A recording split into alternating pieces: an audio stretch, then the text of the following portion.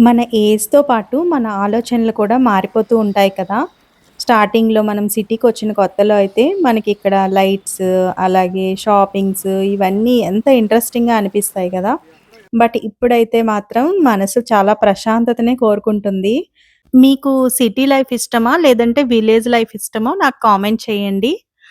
నాకైతే ఈ మధ్యన విలేజే బావుంది అనిపిస్తుంది. ఎందుకంటే నేచర్‌తో చాలా ప్రశాంతంగా అనిపిస్తుందనమాట.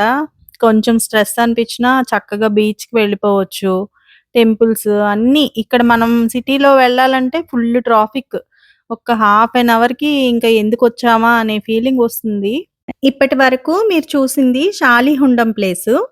ఇది బుద్ధుని కాలం నాటిది.